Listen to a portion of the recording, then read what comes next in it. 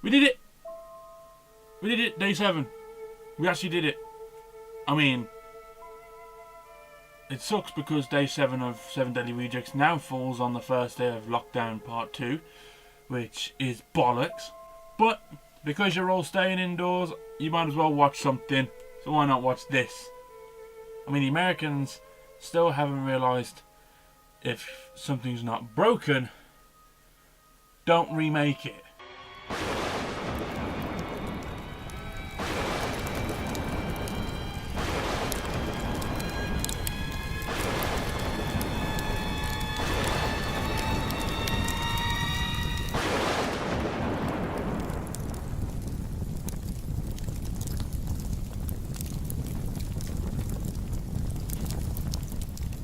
Hello everyone and welcome to Rejected by either Reject or Rejoice in all things everything, and this is 7 Daily Rejects 2 and this is day 7 and we're doing Carrie. We started with Stephen King, we're finishing with Stephen King, we're doing Carrie starring Chloe Grace Moretz, who you may remember from Kick-Ass or movie 43 where she got her period. Look, I'm not dying. I got frozen peas and a sponge. There's something about this girl that likes films that she has a period in. It's weird. But when it came to 7 Deadly Rejects Part 2, I knew I wanted to start with Misery. There was no doubt Annie Wilkes was going to kick things off. Because she's evil. Wow, she was evil. But then, when I was coming up with the list, Carrie just had to be on it. I'm trying to think of female bad guys for this entire season, and Carrie had to be on it. But not for the reasons you might be thinking. Carrie splits a lot of people down the line. Quite literally, as it has a 50% score on Rotten Tomatoes. But as the original version was the debut of John Travolta, I think a remake was going to be difficult. Carrie has always been an interesting one for me. I love when Stephen King goes with the supernatural element of his writing and his stories. So to have this as strong in the supernatural, this was going to be good. But who is Carrie? Carrie is a girl who has telekinetic powers. She has tried to be a normal girl in a normal world, but due to her mother's obsessive religious beliefs, she hasn't had the best of upbringings. But when things start to look like they're going better for her, it might just be too good to be true. Do you know what? We're on day 7. I'm not going to waste any more time. Let's just get into this shindig. It's day 7. We're doing Carrie. So Carrie, take us away. We begin in a house. Screams can be heard. And shit does not look fun in the slightest. Oh, okay. It's Margaret White, and she has just given birth.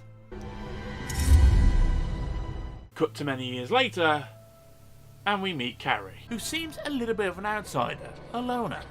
Keeps herself to herself. You know, one of them. I used to be one of them, to be fair, until I pushed my boundaries and said, fuck it, I'm not doing this shit anymore. Whatever. Oh, and she's great at sports. Okay, maybe not. Some things are just not meant to be for us. Just wash all your troubles away in the shower. Just take your time, it'll be okay. No.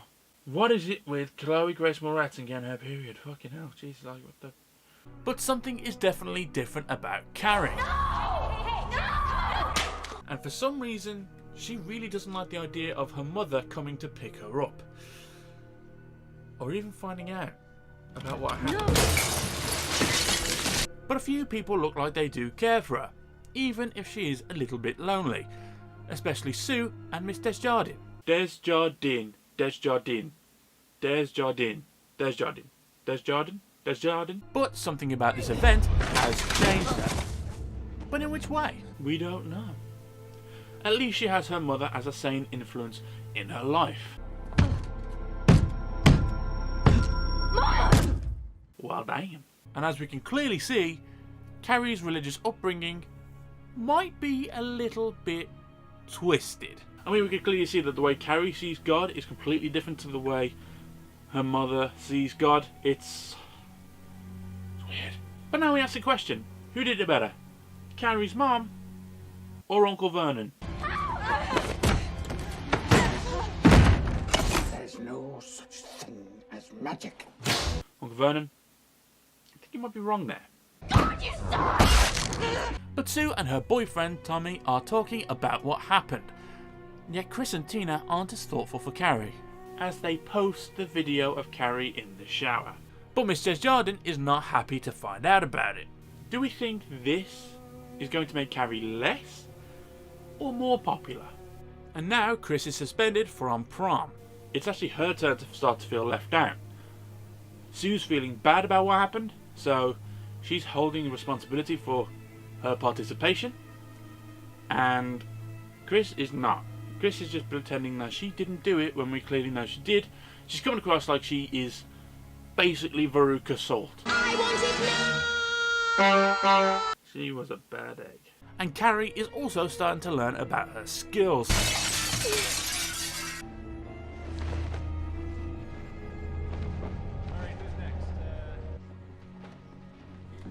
Seriously, this teacher is giving me proper creepy vibes, especially the way that he smiles at some of the girls. Is there anything else you'd like to share, or are you done scaring us for the day? Asshole. Until Tommy stands up for her. No, Carrie, I saw the way you looked at him. I saw the way. Carrie. Carrie, I saw the way you looked at him.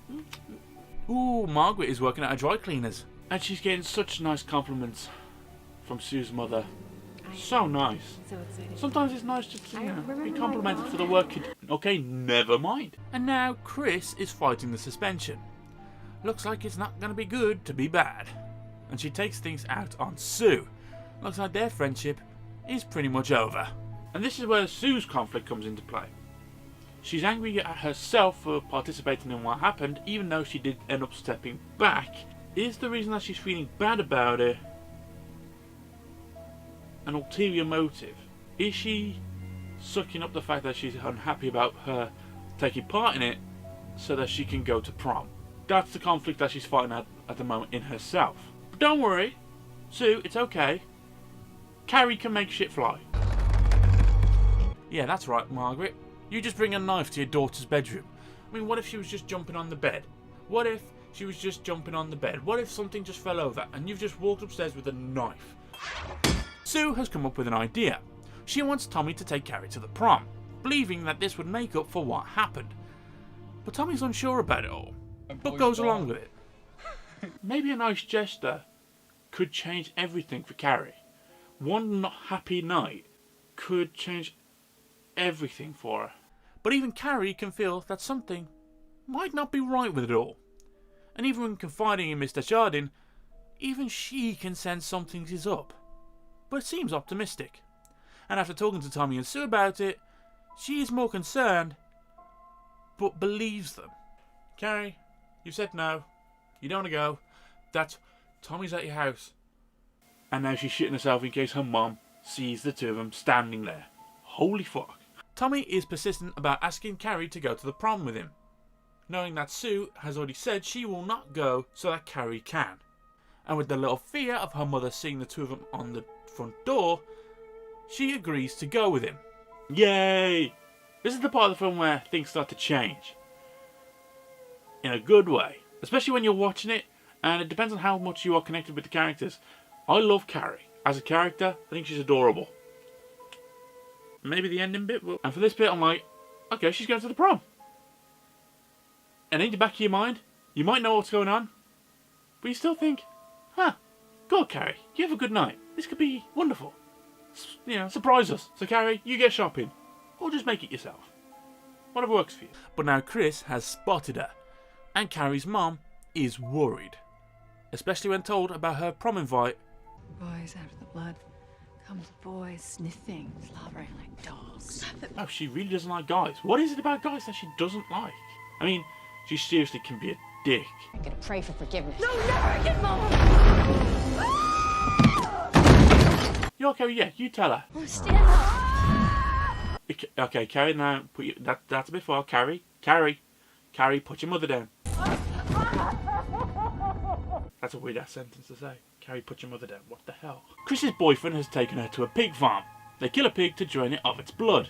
Couldn't they just buy pig blood from a butcher's? Or then again, it would come like black pudding, wouldn't it? Imagine if they just tipped the bucket and it was just a lot of black pudding just hit her in the head. But something is wrong with Sue. Feeling a little sick, are we? I think we know what this means, seeing as her and Tommy did doink at the beginning of the film.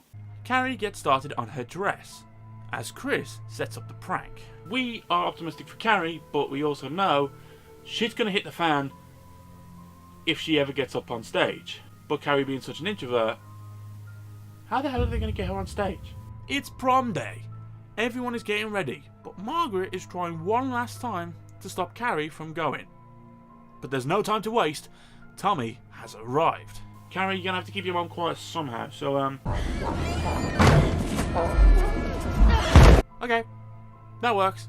Let's get dancing. Things already start looking good. But with Chris's friends in charge of the equipment, there's something in the wind. Something's wrong. Something's not right. You can feel it. Obviously, we know about the prank. But with her friends in charge, there's something. I mean, who'd put them in charge in the first place? They're probably on a prom committee or something. Why do you have a prom committee? It's fucking stupid.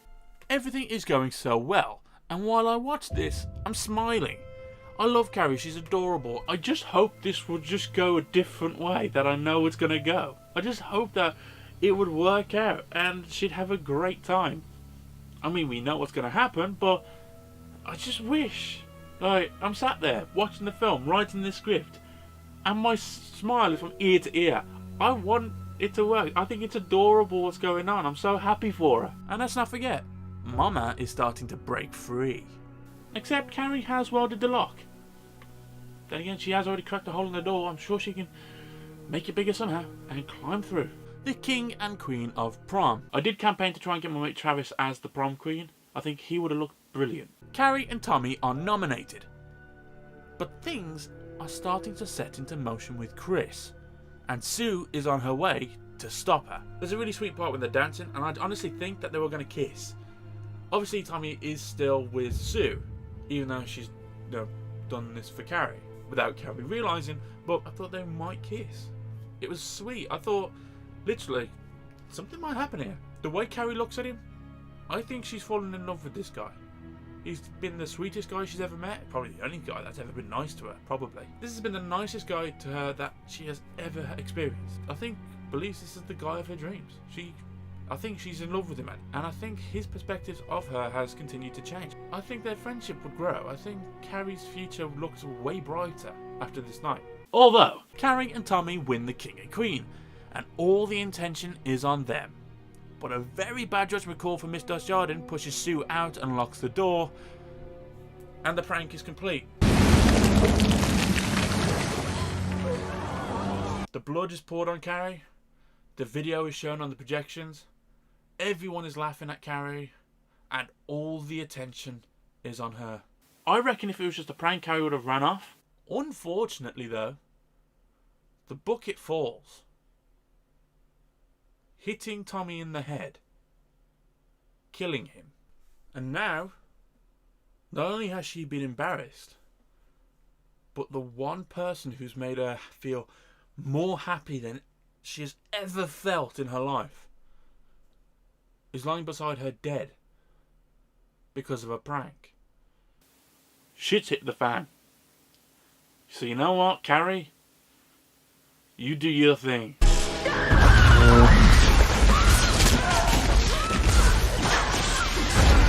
And when I say shit has hit the fan, shit has definitely hit the fan. There is now no difference between the innocent or the guilty for those who are laughing or just standing there in shock horror. Doesn't matter. Everyone is fair game to Carrie now.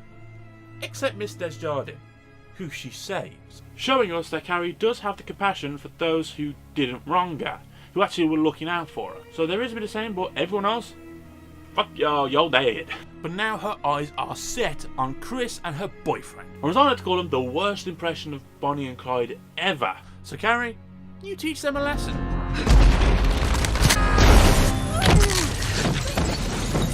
That's nice. But I think Chris is okay, so you might want to just get back over that. Okay, yeah, that's better. That's better. Hang on. No, nearly there. Maybe one more thing.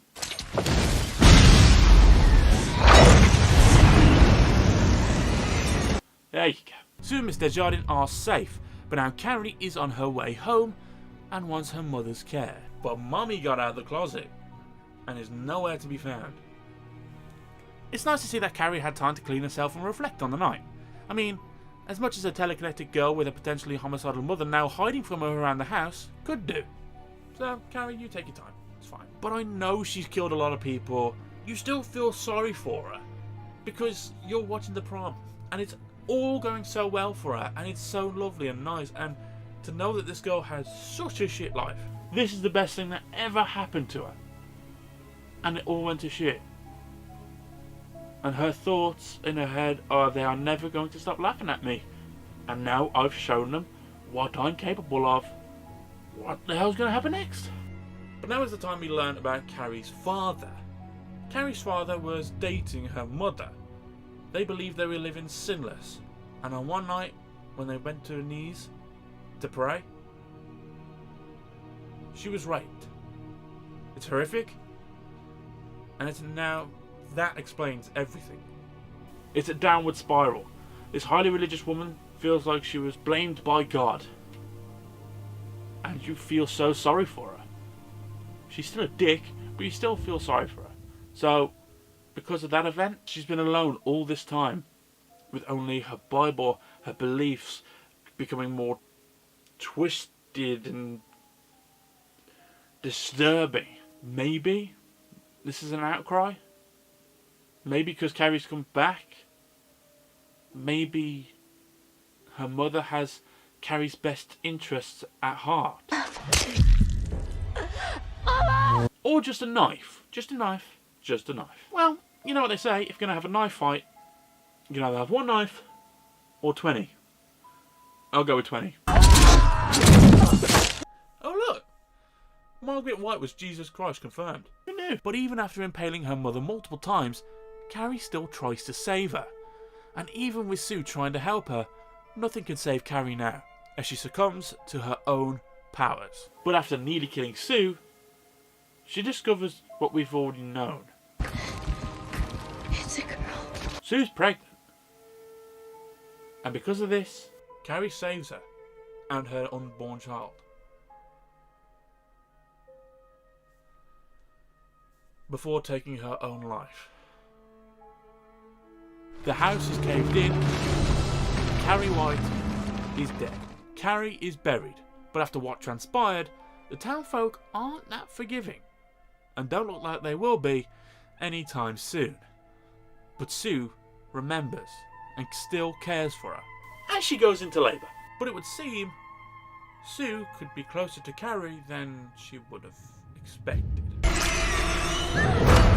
Her traumatic experience, her nightmares, and a child waiting to be born. And with a still frame of Carrie holding her child, what could this mean?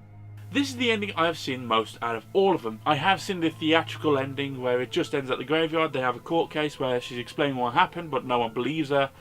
She goes to the graveyard, she leaves the rose, she walks off, the gravestone cracks, and you just hear Carrie scream in the background. But I like this one better, because it leaves you going, ooh, is she giving birth to Carrie again? But Carrie is a great story. I love it. I love the film. I love the original film, and this is the film that made me love Chloe Grace Moretz as an actress. Seriously, not Kick-Ass, this. Because she's so adorable in it. She's great. Her portrayal is fantastic. I mean, her hair is interesting. It does kind of change colour in a few scenes, but that's nitpicking. But now we're going to rate this, and I think you already know what's coming. The story, it gets a 2.5. It's the highest I can give it when it's based on a book, or it's already had original film released. So 2.5. Can't help it, sorry. 2.5. For execution though, free will. I love this. I love the performances, I love the look. Sure, stereotypical high school prom and all, but it all works perfectly. Sure, it's not perfect, but even then that's nitpicking, but I can't rate it higher than a 4. But it gets a 4. This is a really good film, even if you take it out of the horror genre. That's the problem with Stephen King books. The moment they're made into films, they are instantly put into the horror category. And Carrie is a horror. If you watch up to the part where she gets poured in pig blood, that's not a horror. That's just a really good story. I mean, everything after that, fair enough, fair game. But everything up to that, that's just a normal film. Seriously, it's just a normal film. So you can put it in the horror genre and be like, it's not as good, not as scary as I thought it would be. But yeah, as a normal film, it's fucking great. I love it. So, Carrie gets a 6.5. And we end 7 Deadly Rejects with Carrie. And it's brilliant. And I'm happy about it. We've had a lot of positive films. Maybe I really, really, really need to look through the trash and find something bad to watch next. But I can't. Because you know what's coming next. On November 12th, we will be going back to the future one last time with the game. That's all to come on November 12th. That gives me a week from the 5th to get it all done. But this film does give me an idea. You see, whenever Doc travels through time, obviously the biggest scare is you don't know what you're going to appear in front of when you're driving. So what if, at the end of Back to the Future 1, they flew off, and as it comes towards the camera, they materialise at a petrol station and hit it, just like the car does in Carrie, and it goes...